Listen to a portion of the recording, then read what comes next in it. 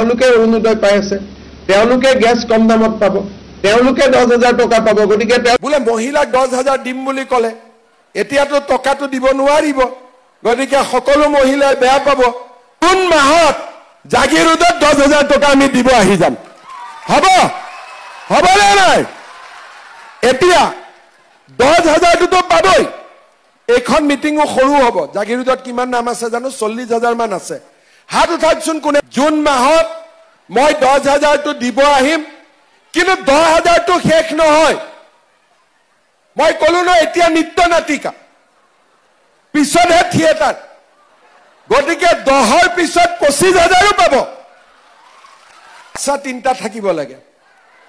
গতিকে 25,000 সময়ত যদি বাচ্চা 4টা হৈ যায় তেতিয়াতো নাপাব 25,000।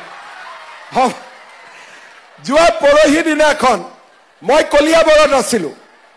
এটা আমাৰ মুছলমান সম্প্ৰদায়ৰ ল'ৰা, আমাৰ কৰ্মী, বোলে দাদা এতিয়াতো মোৰ 2টা বাচ্চা হ'ল, 2টাই ছোৱালী হ'ল, এটাতো ল'ৰা লাগিব, এতিয়া কি কৰা যাব? মই বোলো ঠিক আছে, আৰু এটা চেষ্টা কৰ, আল্লাহ দিলে ল'ৰা হ'ব দে।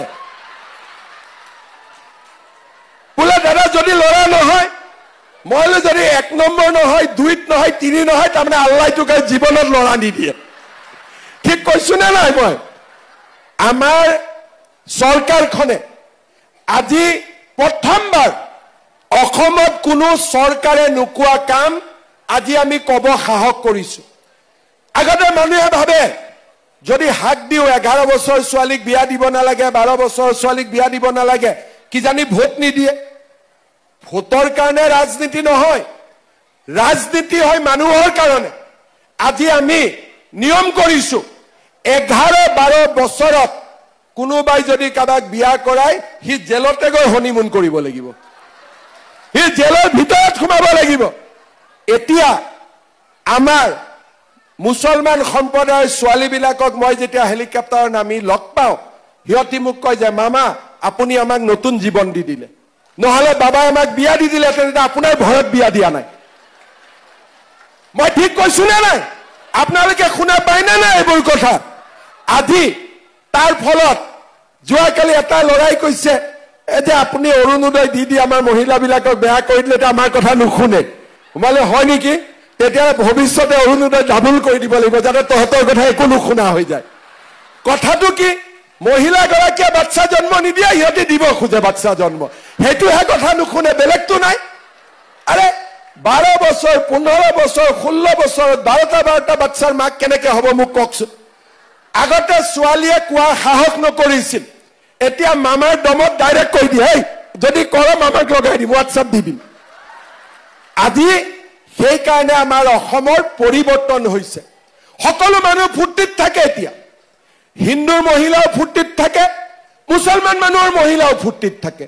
আৰু মতা মানুহজনৰ চবচে লাভ হৈছে। কিয়? ল'ৰা ছোৱালীক কলেজত এডমিশ্যন দিব লাগে, সুদত টকা আনিব লাগে। এতিয়াতো বিনা পইচাত এডমিশ্যন হৈ গ'ল। বোলে গেছৰ চিলিণ্ডাৰ আনিব লাগে, ক'ৰ পৰা পাব 1,000 টকা, সুদত টকা আনিব লাগে। চবৰ দায়িত্ব মূৰৰ ওপৰত। এতিয়া সকলোতকৈ লাভ হৈছে মতা মানুহৰ, বিজেপি অহাৰ কাৰণে। কাৰণ মাইকী মানুহে, আমাৰ মহিলাই যি 1250 টকা পায়, 1 টকাও ঘৰৰ কামতে খৰচ কৰে, বেলেগ কোনো কামত খৰচ নকৰে। হয়নে নহয়? এই যে 10,000 মহিলাই পাব, পাক্কা সকলোৱে ভাল কামতে খৰচ কৰিব, কোনেও বেয়া কামত খৰচ নকৰে। বিহালীত আমি 10,000 টকা দিলো। এগৰাকী মহিলাই মোক চেলফি উঠি আছিলে, ফটোটো উঠা নাই, কৈছে মামা আজি মোবাইলটো পেলাই দিম, নতুন মোবাইল কিনিম। মই বোলে এইটো 10,000 দি নিকিনিবি। বোলে দাদা আৰুতো বেলেগ পইচা নাই। মই আকৌ চৰকাৰ আহক, অহাবাৰ লাগিলে মোবাইল এটা ময়ে দি দিম, কিন্তু এইটো টকা দি কিনিব নালাগে। সেইকাৰণে কৈছো এইবাৰ নৃত্য নাটিকা, অহাবাৰ বহুত কাম ওলাব আৰু ওলাব। অসমখনক আমি আগুৱাই লৈ গৈ থাকিম, ভাৰতবৰ্ষৰ সৰ্বশ্ৰেষ্ঠ ৰাজ্যত আমি ৰূপান্তৰ কৰিম। অলপ আগতে মই পলাশবাৰীত আছিলো, বোলে এইবাৰ 1.5 লাখ চাকৰি দিলো, নৃত্য নাটিকা, অহাবাৰ 3 লাখ চাকৰি দি দিম। চাকৰি নোপোৱা ল'ৰাবিলাকৰ কি হ'ব তাকো কৈছো। চাকৰি নাই পোৱা ব্যৱসায় কৰ বাণিজ্য কৰ 2 লাখ টকাকৈ মামাই দি দিব কাম কৰ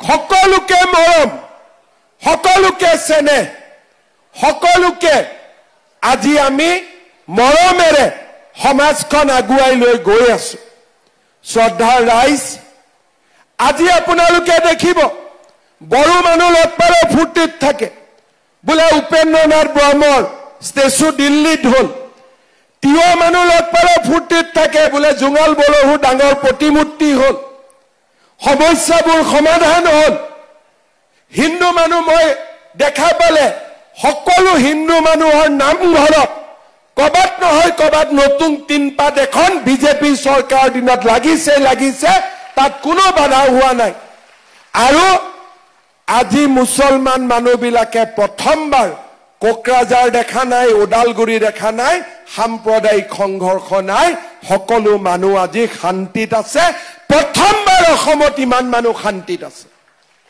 হয়নে নহয় আজি যিবিলাক মুছলমান মানুহে ভুলতে কংগ্ৰেছক ভোট দিয়ে মই ইহঁতক কওঁ যে যিটো পাৰ্টিয়ে ওদালগুৰি কোকৰাঝাৰত তহঁতক গুলিয়াই মাৰিলে তাহাঁতকে ভোট দিয়নে একবাৰ বিজেপিক ভোট দিছাচোন আজি মানুহে মোৰ কথা শুনিছে সামুগুৰিত আমি জিকিলো আৰু এইবাৰ আমি আৰু বহুত সিটত জিকিম কাৰণ মানুহে বুজি পাইছে যে মোদীয়ে সকলোকে ন্যায় কৰে সকলোকে ঘৰ দিয়ে সকলোকে কৃষক সন্মান দিয়ে সকলোকে অৰুণোদয় দিয়ে হিন্দু মুছলমানৰ নাম আমি নকৰো আমি কেতিয়া কৰো কোনোবাই গড় মাৰিলে হেতুহে আমি বেয়া পাওঁ আৰু গড় মাৰিলে চকু কেটা কাঢ়ি আনিব লাগে নে নাই গড় মাৰিব দিব লাগে নেকি সেইকাৰণে ৰকিবুল হুছেইনে মোক বেয়া পায় বোলে ধুনীয়াকৈ গড় কেটা মৰি আছিল এটো কোৰ পৰা মুখ্যমন্ত্ৰী আহিলে গড় মাৰা বন্ধ কৰি দিলে হয়নে আজি আমাৰ অসমৰ চাৰিওফালে এটা নতুন পৰিবেশ নতুন আন্দোলন ধৰ্ণা ধৰ্মগতৰ আন্দোলন নহয় হিতা জখলাত দুগ্ধ আন্দোলন বজালিত দুগ্ধ আন্দোলন কৃষিৰ আন্দোলন মৰিগাঁৱত এতিয়া মাকৈ খেতিৰ আন্দোলন হয়নে না মই ঠিক কৈছো নে নাই আজি আমাৰ ৰাজ্যখনলৈ পৰিৱৰ্তন আহিছে কিতাপ পঢ়াৰ আন্দোলন এছিএছ অফিচাৰ হোৱাৰ আন্দোলন কোন এছিএছ হয় তামোল পাণ বেপাৰীৰ ল'ৰা ৰিক্সা চালকৰ ল'ৰা কৃষকৰ ল'ৰা আজি 1 কোটি টকা দিব নালাগে চাকৰি নামত কোনো বাপৰ বেটাই তামোল পাণ এখনো অসমত আজি খাব নোৱাৰে আজি আমি আমাৰ ৰাজ্যখনৰ জীৱনলৈ পৰিৱৰ্তন আনিছো